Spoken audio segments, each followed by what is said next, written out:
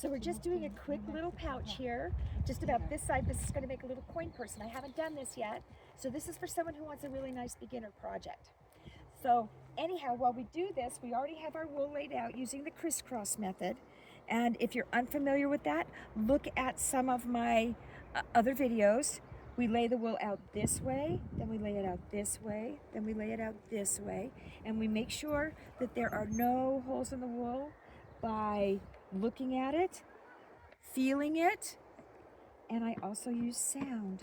And you can hear there's a dull thud everywhere on this. Some of the students here are tapping to figure out. You can see the fibers going this way on her tray. This is a little bit more of the clump method, but it's still going to work because she's been checking for holes. So she's still going to have a great time. Hers is great. Tua's is great. We've got another one here that's just, so we are just about ready to start wetting down this wool. So we're ready to now start wetting down. We just have small patterns. We're just making coin purses. So like I said, this is just an easy beginner project. Okay, and this one I found a new material for making patterns. This is my old Amazon bag. You just want it thick and flexible, this swimming pool material. And if you want more information on some of the details of the materials I'm using and what kind of soap I'm using, please watch some of the other videos that I have here on this site, and it will give you a lot of information about those kinds of things. Okay, here we go. I'm going to put a little swirl of soap right here. A swirl of soap right there on yours and on yours. Okay, you might want to stand up and watch, Alex. Okay, on everybody's, just right underneath where the pattern goes. That's the only place we want to wet, is right underneath where our pattern goes. A little bit of soap, and I don't pour like the soap really fast on. I put my hand down, and while I'm pouring, I'm pressing down. That's really all we're working to do, is to wet that wool. We just want to wet it under the resist. So put your hand down and just pour it down. Right, and then I'm going to take my resist and just place it right on that wet spot. And what happens is the water spreads underneath that resist, and it's wet all underneath that resist. So now we're going to take this and fold it right around our resist like this. Okay, just up to here, because remember we're going to have a flap up here. Now one of the things we want to see, we want to make sure that you have a flap, so you don't want to fold that up. You want to make sure you have a flap, and you have a little bit much here, so I'm going to put it on your flap so that happens. So here we go. I've got a little bit much here. I'm going to put it up on your flap. We're going to fold that right around your resist like that. Okay, just right like that. Now this is a little bit like sculpting with wool. And so you've got all of this, so you can feel that you can feel that that's all covered there. So what we're going to do, and we're going to do it with yours, Hannah. Hannah, how old are you? 8. 9. 9. This is probably one of the youngest people I would do it with, but Hannah is very attentive. So doing it with young people this young sometimes can be disastrous, but look how attentive she is. Look at how well she follows instructions. So if you do it with very young people, make sure you have someone like Hannah. Okay? So I'm going to put a little bit of soap here on it. Okay? And then we are going to start sculpting with that wool. You ready? First thing we're going to do is wet it down. Here. Just wet it down and just gently, gently press it in place. Very good. Very good. Okay, then here's how we make an edge. Tuck that right under there.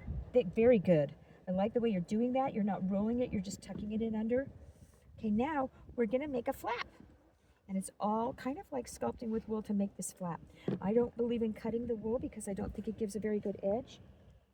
And as long as the wool is dry, you can use it again. Once wool gets wet, it cannot be used again. Okay, so now look at how we've got this nice little pouch bottom. Now what we've got to do is form this top part of this pouch. I'm going to wet it, and you're going to form it in the shape you want the flap to be. This is going to be your flap. Okay, I'm feeling it right here. Let me tuck some here. This is a little thin right here.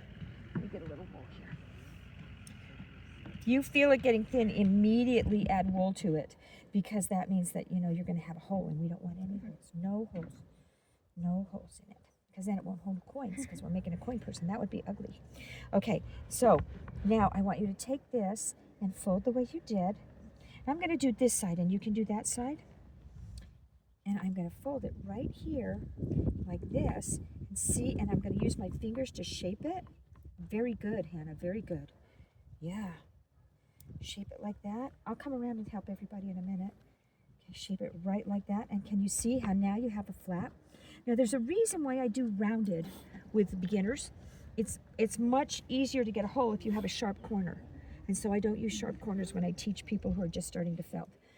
Because what I'm doing is I'm teaching you how to do an edge because we don't cut it. And that'll make it so that in the future, when you want to do more difficult projects, you have the skills to do it, because this is what you have to do on vests, on the edges of rugs.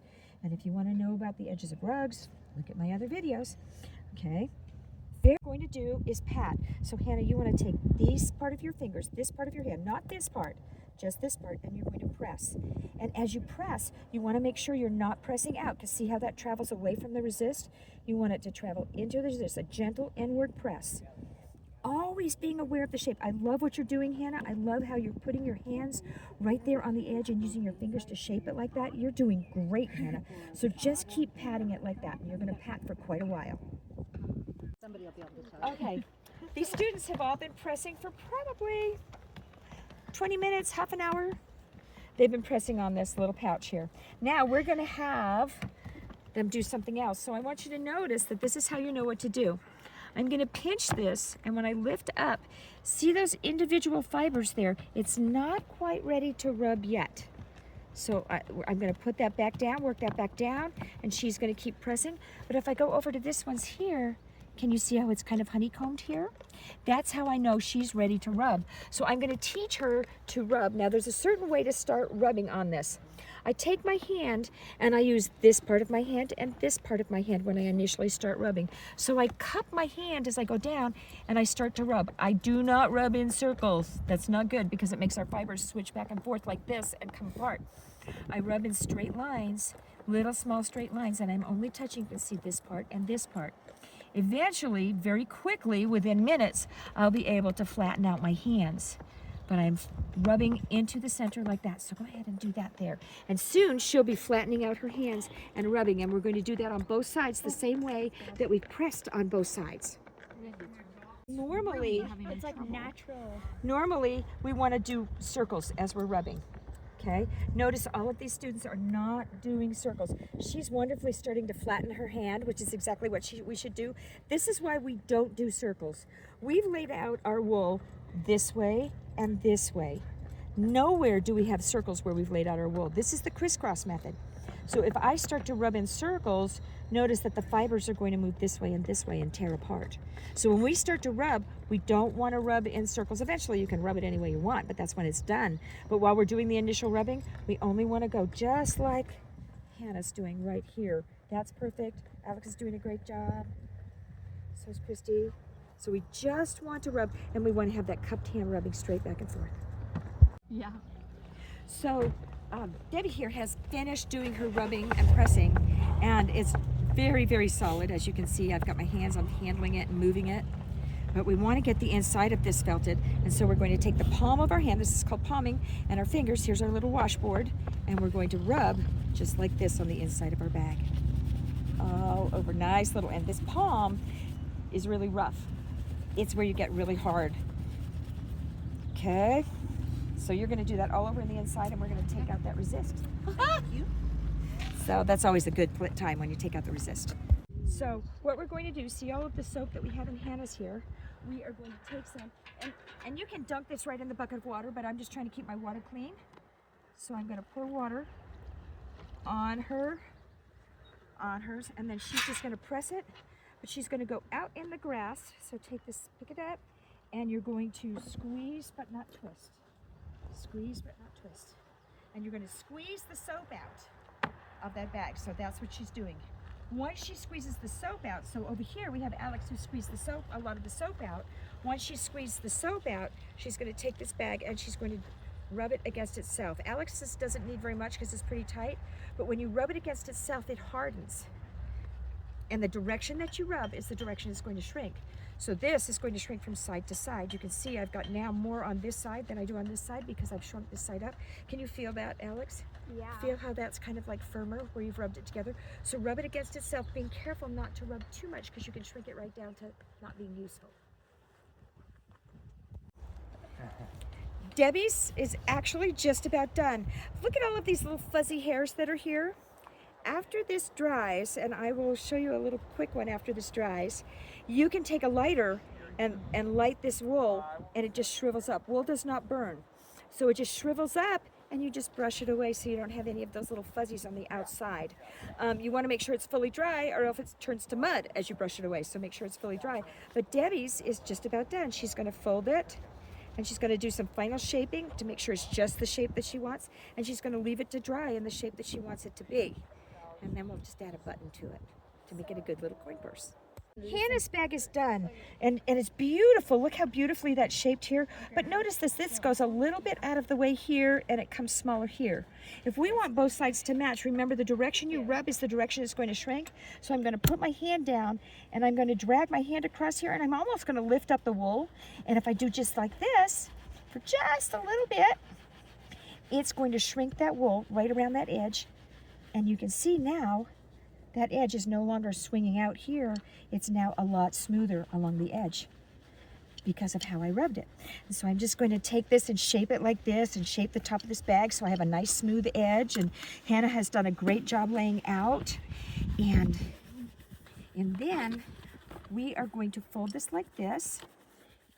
And she has a bag right here. So I'm going to put a buttonhole in here for the button. So I put a little snip, and I just snip it open enough for the button. And I take my finger, and I just use my finger just a little bit to get that buttonhole felted on the inside. And then I have a nice buttonhole for Alex's button right there. So we'll sew that on, and we'll have a nice little pouch.